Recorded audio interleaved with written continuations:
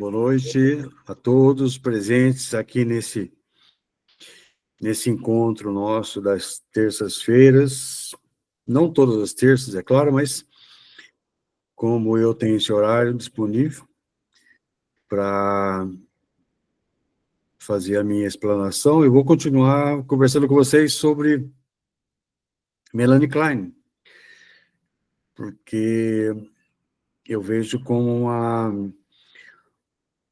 uma psicanalista extremamente interessante para o nosso estudo, para o nosso entendimento da psicanálise infantil.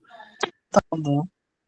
Ela que foi uma expoente na psicanálise infantil, né? Então, o que eu diria para vocês, para não ser repetitivo, mas que vale a pena a gente ressaltar que a Melanie Klein, ela, dentro dos seus estudos, no seu entendimento, ela discordava do Freud com relação ao atendimento da criança, né? Ela dizia que a criança pode ser analisada desde cedo, né? Ela traz para nós explicações acerca disso. E depois nós vamos comentar mais detalhadamente sobre as posições que ela adotava, né? A posição esquizoparanoide e a posição depressiva. E isso é basicamente o cerne da questão dos seus estudos, né? Então, ela, Melanie Klein, representa uma verdadeira revolução na forma como se entende o mundo psíquico infantil. Por que isso, né? Por que essa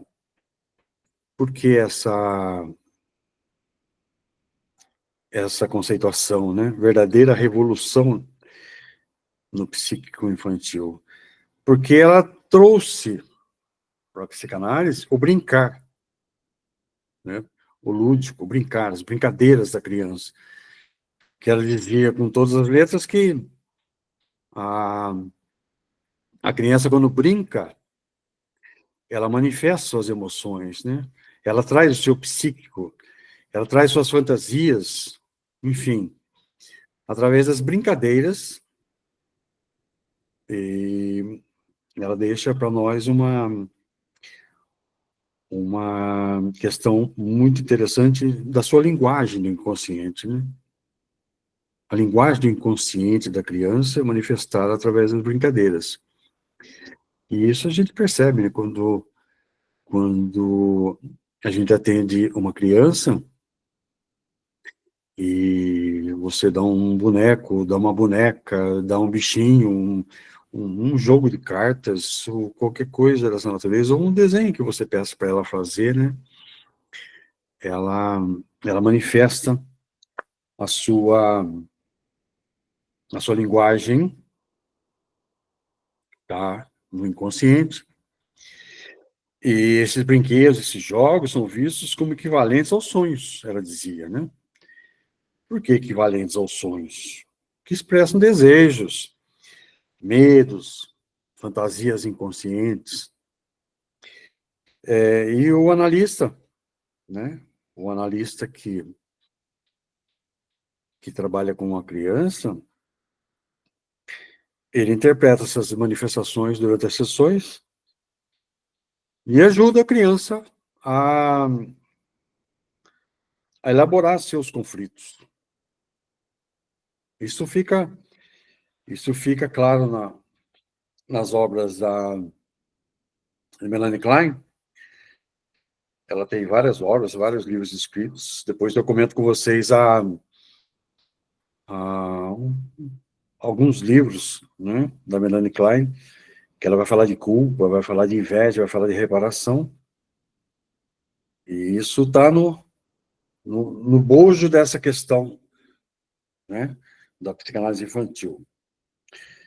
E a Melanie Klein valorizou os estágios mais arcaicos do desenvolvimento psíquico, anteriores ao complexo de Édipo, porque para Melanie Klein, o complexo de Édipo vem antes do complexo de Édipo adotado pelo Freud, né? E, e ela dizia que a, essa, essa expressão brincar permite que a criança represente suas fantasias, medos, desejos e conflitos internos de forma simbólica, como se estivesse encenando o seu mundo emocional, né? Vou usar uma palavra aqui que não sei se cabe, mas é assim, um teatro, né? Encenar um teatro. E, e ela usa isso aí como uma... Ela usa o brinquedo, o brincar, né? Colocar o verbo no infinitivo, brincar, como uma técnica analítica, interpretando os jogos como equivalentes aos sonhos dos adultos, que vale dizer até a elaboração das angústias, né?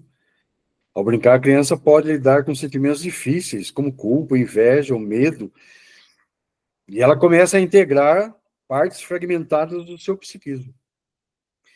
Eu vejo essa questão levantada pela Melanie Klein como extremamente importante, até na vida adulta, né? Às vezes nós temos comportamentos, procedimentos, atitudes que a gente acaba não entendendo. Por que que eu agi assim, né? Por que que eu encarei assim? Por que que eu é, interpretei dessa forma? Tem lá os seus resquícios, né? Na, na infância. Então, a, esse brincar que a Melanie Klein nos traz revela que a criança está na posição esquizoparanoide, né? Esquizoparanoide, etimologicamente, nós percebemos que a esquizo é divisão, né? É divisão. Ou seja, que divisão, que cisão que é essa, que separação que é essa, né? Esquizo, paranoia, esquizoparanoide. A paranoia tem um significado de desconfiança, suspeita, né? Então, a, a Melanie Klein adotou essa expressão esquizoparanoide para definir essa, essa desconfiança extrema que a criança tem, né? Desconfiança do quê? De perder o seio materno, perder a mãe para o pai, né? Nós sabemos que o complexo de Édipo, no menino é assim, né? O menino, ele tem medo na menina. Nós temos os dois casos, né? O complexo de Édipo no menino é diferente da menina. Depois a gente entra nessa especificidade aí para definir melhor, né? Que é o medo de o pai tomar o lugar, né? Tomar o lugar. Ou seja, o pai vai tomar a mãe de mim. Então, depois nós podemos até comentar melhor essa questão, né? Que é a base da psicanálise, né? Freudiana principalmente. Então, a esquizoparanoide denomina a combinação da cisão do ego, o ego, e das ansiedades persecutórias. Paranoia, perseguição, né? Uma desconfiança, alguém está me perseguindo, alguém vai me roubar alguma coisa. Então, essa paranoia tem o sentido de uma suspeição, né? Suspeita. E quando a Melanie Klein traz para nós isso, ela ela se refere às ansiedades persecutórias presentes na posição psíquica descrita por ela, né? O termo caracteriza indivíduos, estados ou posições marcadas por clivagem, que é a cisão interna, e projeção persecutória dos objetos maus, refletindo tanto divisão quanto medo e defesa contra ameaças internas e externas. Olha o inconsciente da criança trabalhando nesse aspecto, né? Puxa vida, eu vou perder a coisa que eu mais amo, entre aspas, né? O meu objeto, né, de satisfação, que é a mãe, eu vou perdê-la. Como assim, né? E a gente vai detalhando agora, aos poucos, isso daí, né? Principalmente acontece isso nos primeiros meses de vida. É um conceito, né? A posição esquizoparanoide é um conceito central na teoria kleiniana sobre o desenvolvimento psíquico infantil. Então, não tem como desvincular essa expressão, né? Que é uma taxonomia criada na psicanálise dela. Não tem como descartar isso aí, para a gente entender o que acontece exatamente, né? Por que a criança reage em determinadas situações, né? Como ela reage. E essas, a, a, essas características, principalmente, elas aparecem na, quando a criança tem contato com o seio materno, que essa posição esquizoparanoide, ela é uma posição conhecida como uma cisão do ego e do objeto daquilo, tá? Como se ela estava aplicando, entendeu? Para ela poder entender o que ela assistiu. É isso aí. Aí ela ficou, por muito tempo, ela ficou, O bebê... entendeu? Para ela entender o que ela estava estudando.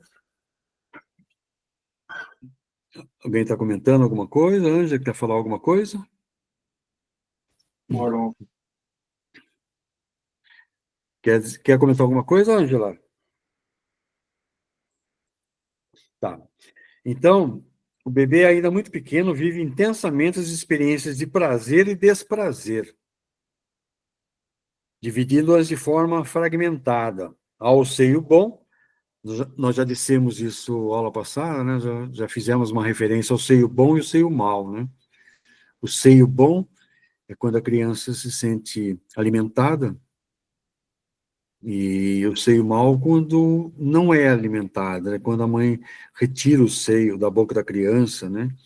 Por uma razão ou outra, e isso gera um desprazer, que é exatamente essa fragmentação, né?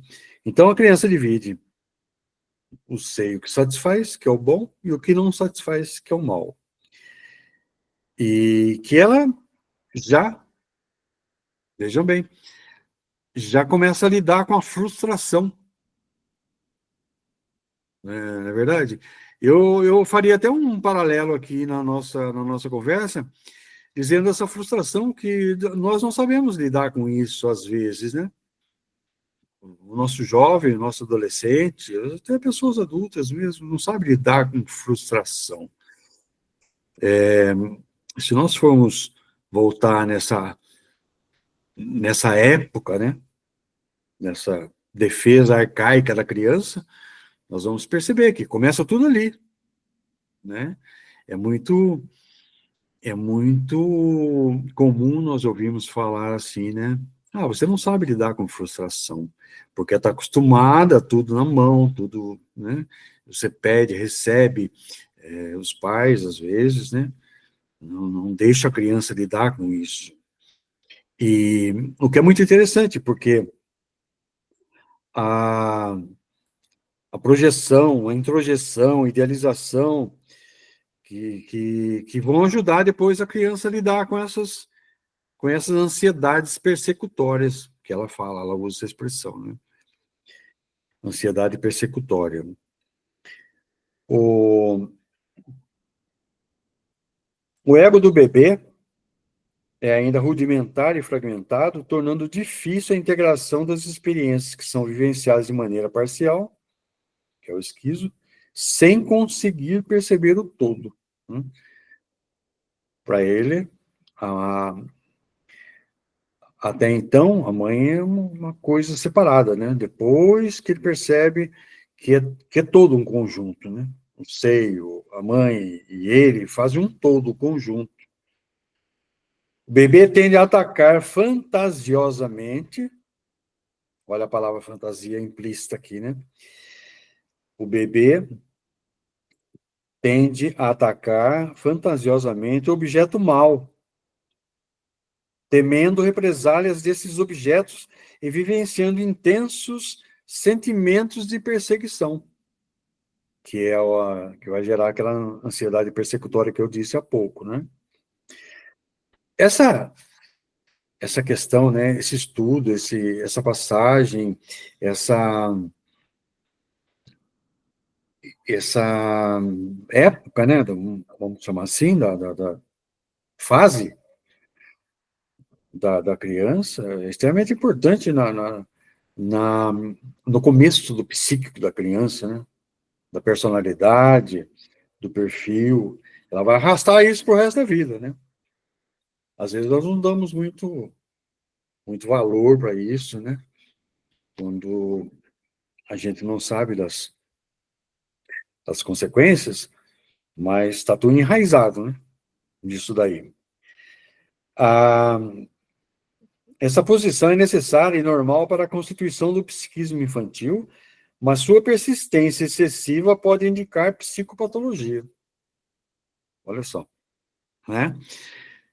Psicopatologia, doença psíquica, né?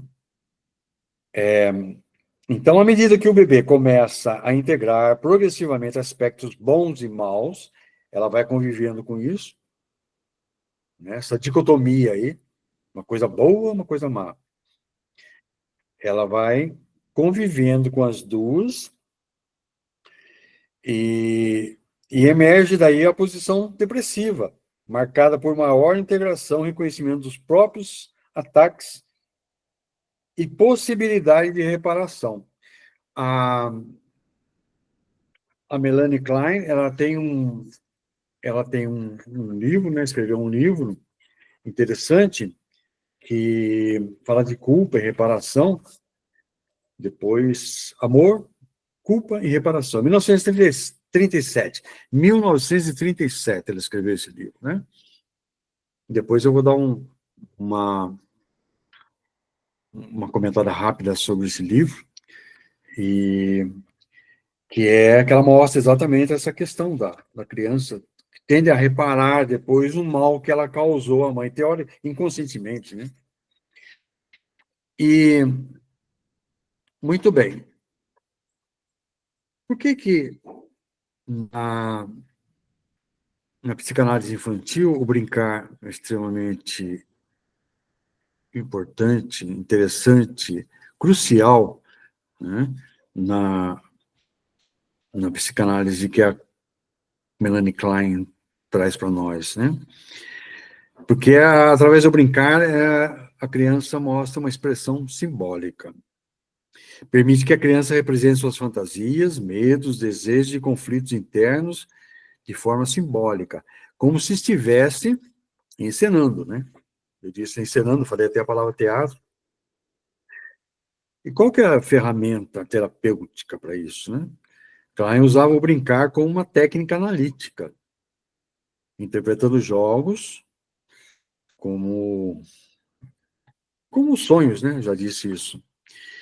E o brincar revela se a criança está na posição esquizo ou na posição depressiva.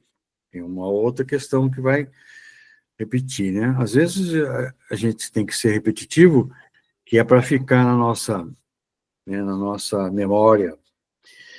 E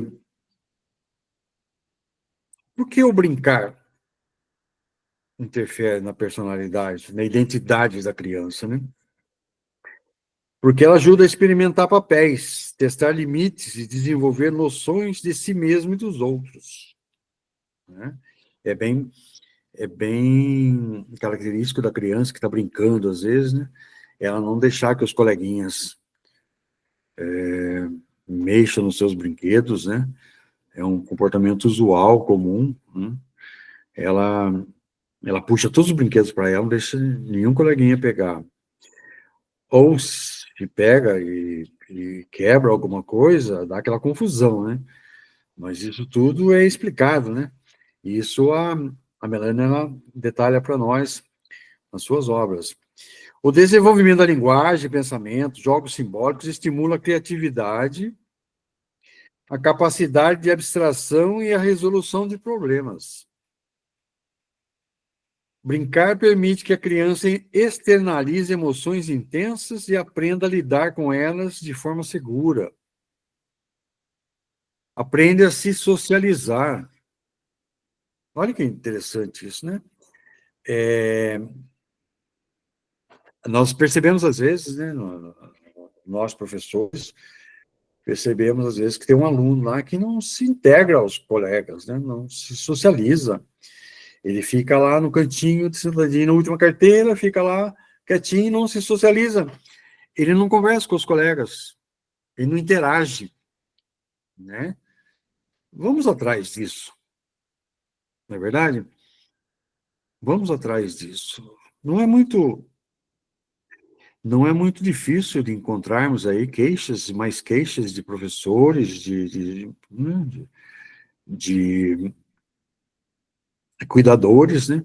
Que falam, puxa vida, essa criança não conversa com ninguém, ela não quer saber de ninguém, né? Na escola, normalmente acontece isso. Aí chama a mãe, o pai, ó, seu filho não conversa com ninguém. Foi dado um exercício em sala de aula e a criança não participou, ela ficou fora, ela tá lá sozinha, sentada, chama a mãe, chama o pai. Aí dá aquela confusão, né? Puxa vida, por que lá em casa ele conversa com todo mundo, porque aqui na escola não. Então vamos analisar isso aí, vamos procurar a causa disso, né? Essa, essa socialização com o brincar, ela aprende a cooperar, né? Começa a desenvolver o espírito de cooperação, de empatia, regras e negociação. Nós temos uma dificuldade em trabalhar com regras, né? Parece uma coisa absurda, mas existe regra para tudo, né? Você tem regra de trânsito, você tem regra de procedimentos mais variados possíveis, né? É regra de jogo, né? Há jogos que, se você não obedecer às regras, você acaba criando polêmica durante o jogo, né? Você não... Existe um caminho para você não fugir às regras. Quando você foge às regras, você está sujeito a algumas sanções, né? Sanções, palavra bem comum na moda, né? Atualmente. Resumo: o brincar é muito mais que diversão. É uma linguagem emocional, uma ferramenta terapêutica e um motor de desenvolvimento. E depois a questão da Winnicott também, né, que a Melanie Klein com o Winnicott, eles têm um diálogo interessante, né, na sua história de psicanálise, né? Muito bem. Eu falei para vocês da questão da posição esquizoparanoide. Um comentário rápido sobre a questão da posição depressiva que a Melanie Klein traz para nós, né? O que é essa posição depressiva? Que são as duas posições. O que o Freud usa muito as fases, né? As fases, 5 fases que nós conhecemos, né?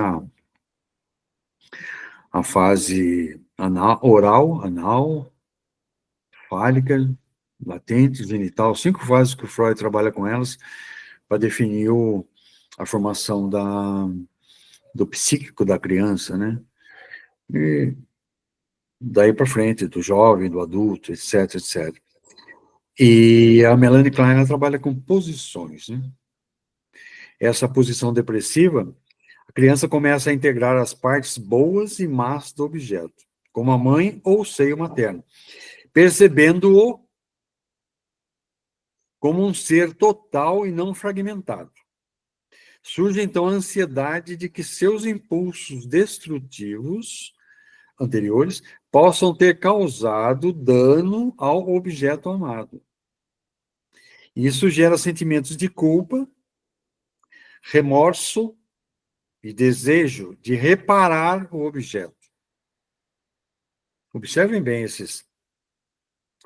essa terminologia aqui, né? Culpa, remorso e desejo. Tudo isso inconsciente, né? Inconsciente.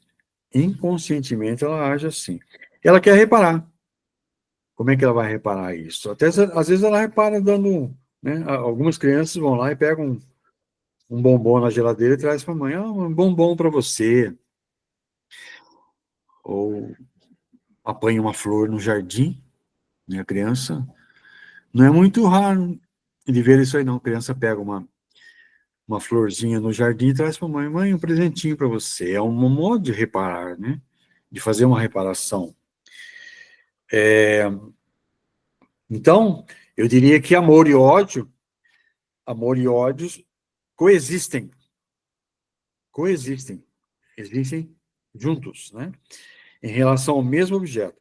A criança teme perder o objeto amado e sente culpa por seus ataques fantasiosos anteriores. Ataques fantasiosos. Tudo no campo da fantasia, do inconsciente, né? O que é a fantasia, né? Fantasia é uma coisa que não é o real, né? É uma fantasia. Então, não... E esse desejo de reparação aparece como tentativa de restaurar ou proteger o objeto, que é a mãe, né? Muito bem.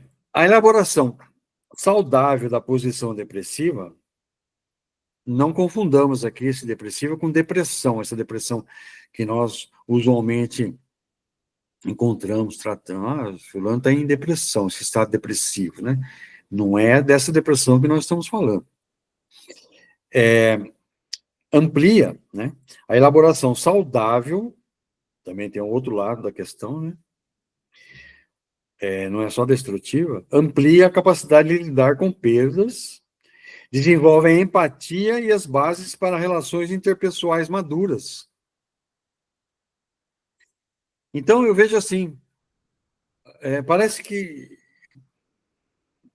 eu estou falando com adultos, né, por exemplo. Claro, não é o nosso caso aqui, nós estamos aqui 8 pessoas, mas assim, bases para relações interpessoais maduras, ou seja, essa maturidade, ela vem paulatinamente, ela vem aos poucos, né?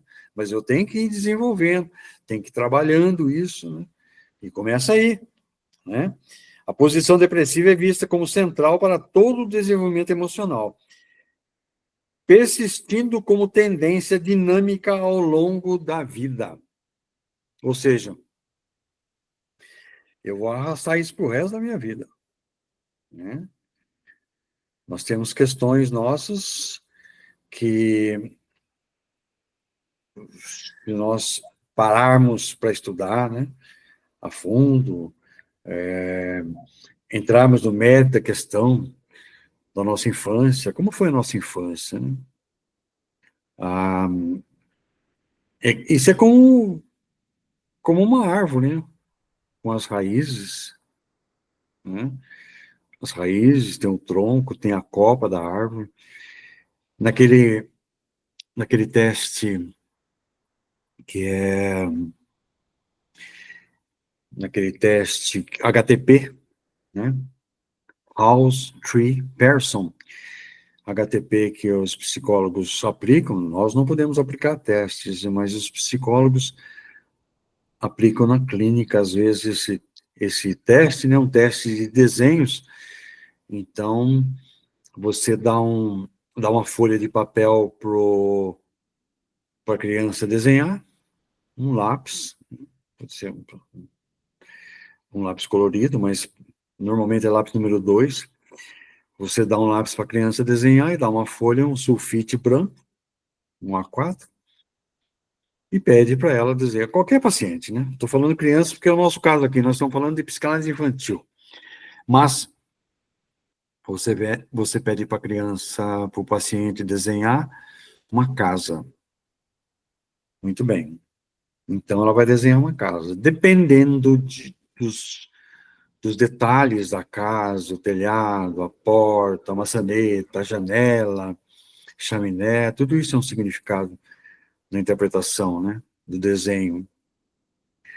E então é interessante você ver um desenho, né? Aparentemente, nós falamos de brinquedos, né? Brincar. O desenho também é uma forma de brincar, né? A criança gosta de desenhar, de riscar, fazer seus riscos, seus rabiscos, né? Aí você desenha uma árvore, o que tem a árvore? A árvore tem as raízes, tem o tronco, tem a copa. Dependendo de como você desenha a copa, se tem galhos, se não tem galhos, se tem frutos, se não tem frutos, o tronco é largo, o tronco é estreito, enfim, tudo é sintomático, né? Tudo tem um significado no desenho, nesse teste, né? Interpretação.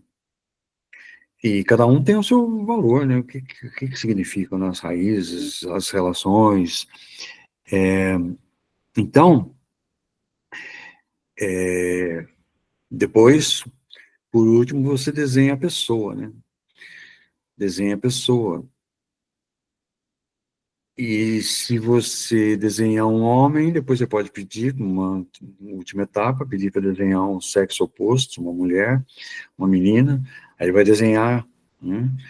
E você fica surpreso de ver os desenhos, né? As características, os detalhes, né?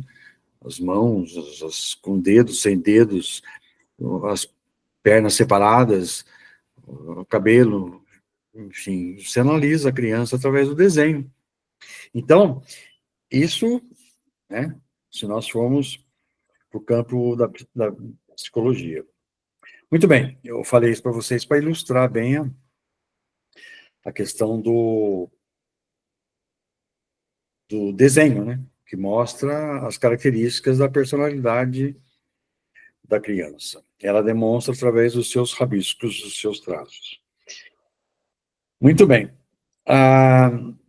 Então, para Melanie Klein, a posição depressiva é marcada pela capacidade de reconhecer a totalidade do objeto, conviver com sentimentos ambivalentes, lidar com a culpa e buscar reparação, sendo essencial para o amadurecimento emocional da criança. Ou seja, eu começo a perceber ali que esse brincar, né, é uma linguagem nitidamente do inconsciente, porque isso, de certa forma, substitui a associação livre que o Freud falava, né? Associação livre, você tem o paciente e ele fala o que ele quiser, né, na terapia. Então, associação livre, fala. Se a boca não fala, o corpo sofre, né? O corpo fala. E, muito bem, essa associação livre do Freud é substituída pela análise do brincar. Os brinquedos e jogos são vistos como equivalentes aos sonhos, expressam desejos, medos e fantasias inconscientes. Já falei isso, mas é bom que repitamos para ficar bem claro, né? O analista interpreta essas manifestações durante as sessões, ajudando a criança a elaborar seus conflitos. Então, Melanie Klein valorizou os estágios mais arcaicos do desenvolvimento psíquico anteriores ao complexo de Édipo. Né? Que para o Freud acontece depois. Ela fala também das relações objetais primárias. A figura materna é o objeto primordial na vida psíquica do bebê, né? A forma como a criança vivencia essa relação molda profundamente sua estrutura emocional. Ou seja, tudo vai depender de como a criança atua nessa fase. A diferença entre a teoria do Freud e da Melanie Klein é profunda, né? A diferença entre a teoria de um e do outro. Melanie Klein nunca deixou de ser freudiana, né? Nunca deixou de ser freudiana, mas ela discordava de algumas coisas do Freud, né? E cada um dos dois, né, via o desenvolvimento psíquico e a origem da moralidade de formas diferentes. Por exemplo, né, o superego no Freud, para o Freud, surge por volta dos 3 a 5 anos, após a resolução do complexo de Édipo. 3 a 5 anos. Isso é o superego que nós temos o id, o ego e o superego, né? E o superego é o juiz moral, né? O juiz moral, punindo o ego com culpa e vergonha quando há transgressão. Olha a associação que podemos fazer, né? Dessa questão de culpa, que a Melanie Klein também usa essa expressão, culpa e reparação, né? Até no livro, deixa eu ver aqui, eu separei aqui para ver o livro, tem um comentário rápido para vocês, já que eu estou falando de culpa, né? Eu falei aqui do superego do Freud, que atua como juiz moral, punindo o ego com culpa e vergonha quando há a transgressão. Quando a Melanie Klein escreveu o livro Amor, Culpa e Reparação, em 1937, quase metade do século XX, ela aprofunda sua teoria sobre os movimentos psíquicos primitivos que marcam o desenvolvimento emocional desde os primeiros meses de vida. Ela explora como o amor e a agressividade coexistem no psiquismo infantil, gerando sentimentos de culpa inconsciente pelas fantasias destrutivas dirigidas aos objetos amados. Qual é o objeto amado da criança? A mãe, né? A mãe, que é o primeiro contato, o primeiro objeto que ela tem, é o seio materno, é a mãe, né? Então, ela mostra que, diante dessa culpa, só para caminhar um pouquinho mais nesse livro que ela traz, né? Ela mostra que, diante dessa culpa, o ego busca formas de reparação simbólica. O ego do bebê, né? Busca formas de reparação simbólica, tentando restaurar o objeto interno danificado. Esse processo é essencial para o amadurecimento emocional. De novo, essa expressão, amadurecimento emocional. A formação da empatia e a capacidade de estabelecer vínculos afetivos saudáveis. Queridos colegas, nós falamos muito em empatia, né? Qualquer coisa você não tem empatia. Fulano não tem empatia, não se coloca no lugar do outro, não sente o outro, né? É empatos, né? Patos é doença em grego, né? Então, tá junto do outro na doença. Então, capacidade de estabelecer vínculos afetivos saudáveis. Isso você arrasta pro resto da vida, né? Perdão, gente, preciso desligar isso aqui. Perdão pelo ato falho. Ato falho na psicanálise, né? Então, desde muito cedo, a criança vive intensamente conflitos entre o amor pelo objeto, como a mãe ou o cuidador, né? E as fantasias agressivas que surgem em momentos de frustração.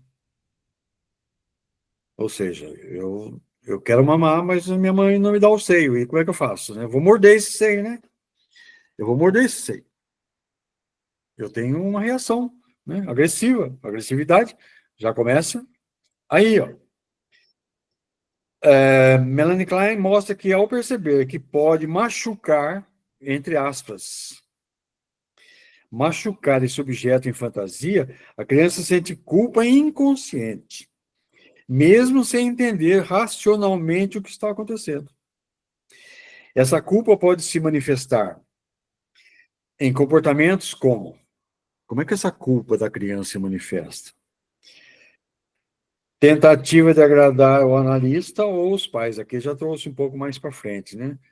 Agradar o analista ou os pais. Se a criança estiver numa sessão terapêutica. Né? Desenhos com elementos de proteção ou cuidado. Às vezes é comum, né? Desenhar um bichinho, um cachorrinho, um gatinho, e alguém segurando, né? Acolhendo, ou seja, protegendo, né? Protegendo aquele animalzinho, aquele objeto.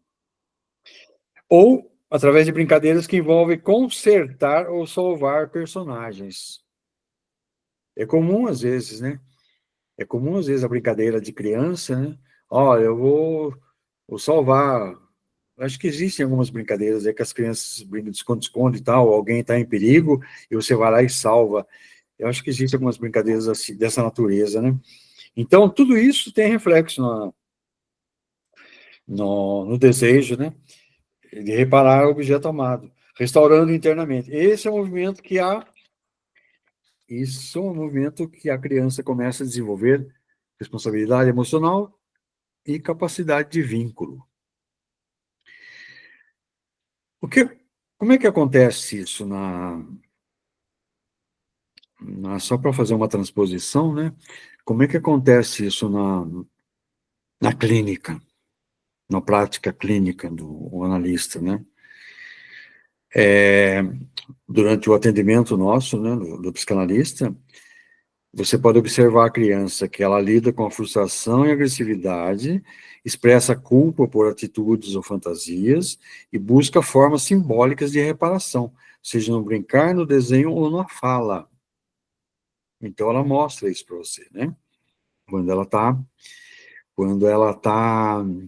Alessandra, obrigado pela presença, querida.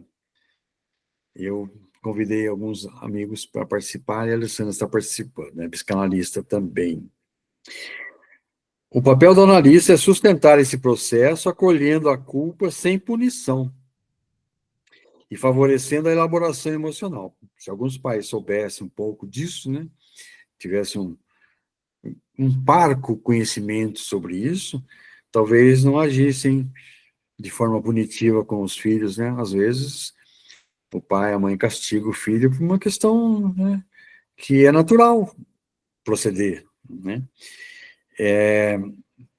Isso, se a criança for bem acolhida, com afeto, com carinho, ela pode integrar amor e agressividade, fortalecendo seu ego e suas relações afetivas. Então, é uma mescla, né? Esses dois elementos convivem, né? O amor e o ódio, a agressividade e o carinho, e fortalece o ego da criança, né? Muito bem. O superego, eu falei do superego do Freud, que surge, né, dos 3 aos 5 anos. Superego em Melanie Klein, um pouco diferente, né? E tem origem mais cedo, nos primeiros meses de vida. Por isso que a Melanie Klein diverge um pouco da teoria freudiana, né? Com relação a esse tempo, né? Para Melanie Klein, antes do complexo de Édipo, que acontece isso, né? E como é que o superego para Melanie Klein é desenvolvido na criança? Como é que se forma, né? Deriva das fantasias inconscientes da criança, especialmente em relação à mãe, que a mãe é o objeto primário da criança. É mais primitivo, cruel e persecutório no início, refletindo angústias intensas da posição, de novo, esquizoparanoide, né? Então, há uma diferença do pensamento do Freud, do superego do Freud, e do superego da Melanie Klein, né? Para Melanie Klein, o superego é formado a partir de fantasias de ataque e defesa contra objetos internos. Ataque e defesa. Então, ela vai lidando com esses dois contrapontos, né? E, inicialmente, é ameaçador e punitivo, mas pode se tornar mais benigno com o desenvolvimento da posição depressiva. Aí que entra a posição depressiva que vem amenizar esse conflito aí, né?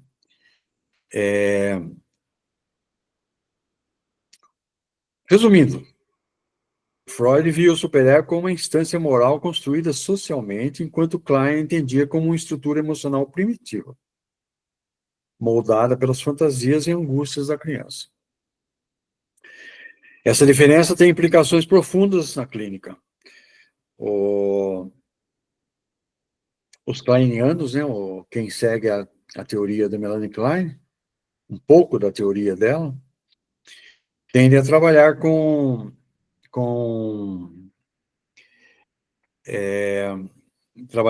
culpas inconscientes e reparações simbólicas, enquanto os freudianos focam mais em conflitos entre instâncias psíquicas, né? Então tem uma diferença aí, que a Melanie Klein estabelece com o Freud. Uma coisa interessante que eu queria falar com vocês, né, só para fechar, já estou caminhando para o fim, tá? A Melanie Klein escreveu algumas obras interessantes que vale a pena se vocês se interessarem pela teoria dela.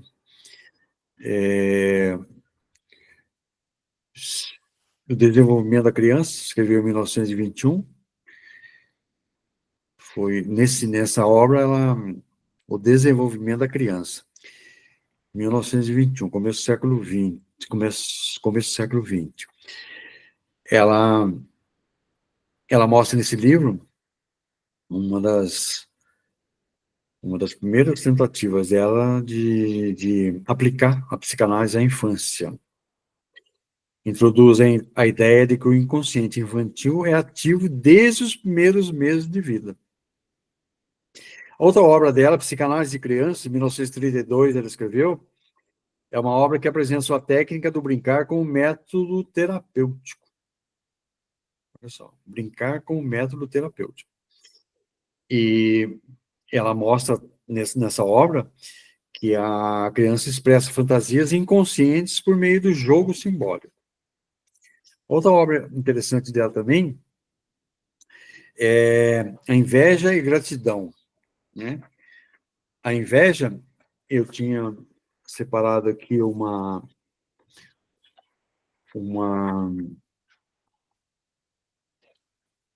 definição de inveja, né? Quando ela fala de inveja, essa inveja, né, que nós arrastamos o resto da vida, né? E às vezes o indivíduo fala assim: eu não sou invejoso, eu não sou invejoso, eu não tenho inveja de ninguém. Tá bom. Mas é um sentimento complexo que envolve o desejo de possuir algo que o outro tem, acompanhado por uma dor ou um ressentimento por não ter aquilo. Ou seja, meu vizinho tem um carro novo, eu não tenho. Aí eu começo a cobiçar o carro novo. O meu colega terminou o doutorado e eu não consigo terminar meu doutorado. Puxa vida. Por que será, né? Será que eu sinto? Tem um ponto de inveja nisso aí, né? A criança é natural, né? E isso é acompanhado por dor, ressentimento por não ter aquilo. Mais do que querer o que é do outro, a inveja muitas vezes carrega o impulso inconsciente de destruir ou desvalorizar o objeto desejado, como forma de aliviar o sofrimento psíquico. Quando a Melanie Klein traz isso no livro, né, Inveja e Gratidão, ela explora esse sentimento de forma primitiva, né? E qual que é o primeiro? Como é que surge esse primeiro sintoma aí da inveja na criança, né? Com a mãe, né? Qual que é o primeiro objeto que a criança sente inveja? Da mãe. A inveja é vista como uma força destrutiva que pode impedir a integração psíquica. E, muito bem, alguns livros da Melanie Klein. E eu gostaria de terminar, já são 9 horas, dizendo o seguinte, que na psicanálise, como é que a inveja é encarada na psicanálise? É considerada uma emoção primitiva surgindo nos primeiros meses de vida. É dirigida ao objeto bom, como o seio materno, que é percebido como fonte de prazer e nutrição.